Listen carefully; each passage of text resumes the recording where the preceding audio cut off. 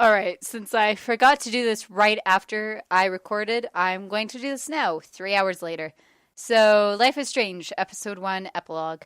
Um, I remember hearing that, there were some glitches in the game where, the lines or the dialogue doesn't line up with the lips. I don't know if they patched that or not because I didn't, find that too bad. I found the controls are hard to get used to, and that this episode was extremely long. I was literally like the length of this episode for me, it took almost 3 hours. So I'm like, this is just way too long of an episode. For me personally, I was just waiting for it to be over. And when it wasn't over, I'm like, great. So can it be over now? So I didn't really like that too much. Story wise, I think it's alright.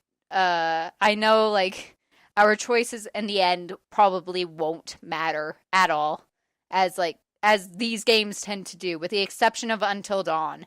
But the majority of oh, choose your own story kind of thing, or your actions will have consequences to the story. Usually they don't, to be honest. Telltale, I know Telltale with this formula, it's always at the end, the very final episode, it's one choice or another choice. And I don't know if it's too much like that with Life is Strange, but we'll see where it goes. I can already tell that people will get different stories depending on what you choose. I know I could have gone back and chosen different things or explored things further, but I very much, when the principal scene happened, I very much just went with my gut reaction, and that's kind of, I think, how I'm going to play this game. For at least the first playthrough, is just going with my gut reaction. And my gut reaction was for that one scene where it's either tell Nathan or don't tell the truth, I selected both, and so I'm like, well, let's just rat on Nathan. Although in the end it did end up leading to that one scene. And I'm actually curious how that scene would change if I decided not to tell the principal. I guess I would have been called in or something instead of Nathan. Um, what else can I say?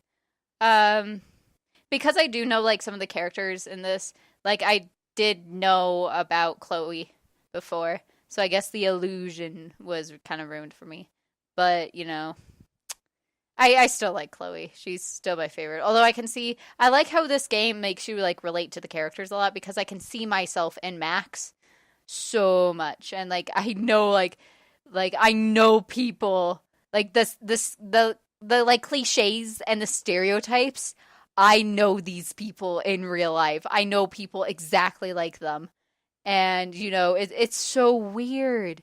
It's so weird just to be like, man, this is relevant. This is I understand. I get it. I know. Because with a lot of these games, they're definitely leaned to more towards the supernatural stuff or whatever, or stuff that I could never do. But it's with this game, besides from the time traveling, it's so realistic so far. And it's I get it. I know. Um what else am I going to say? I'll probably just go with my gut reaction for all the episodes. And I do record all the episodes. I do record each episode, not all the episodes, but each episode in one sitting. So I did record all of episode 1, Chrysalis, I believe it's called, all in one sitting. And also I like how they threw in their own product placement. They mentioned Final Fantasy Spirits Within, and they mentioned Lara Croft, because guess what? Square Enix produces both Final Fantasy and Tomb Raider. So I found that pretty funny, how it's yeah, you can do this. But guess what? Hi, we're here. So when they mentioned Lara Croft, I'm like, wow, that's kind of funny, especially since we just came off of Tomb Raider. And I know throughout probably a couple of the parts, I haven't edited it yet, but through a couple of the parts I do mention about, I wonder if my audio is recording, because of course that's what happened with Tomb Raider, is that it didn't record the final hour and a half. And it's with this game, it's not too bad, if it doesn't end up recording, because I can always go back and replay the episode. But, yeah. I don't really have that much to say for episode 1. It was a good episode though, just maybe a tad bit too long. Like some things could have been shifted over to episode 2. Like I find Chloe's house could have been shifted over to episode 2 probably. Then again, I don't know what happens in episode 2 other than Chloe apparently gets run over by a train. So that's great.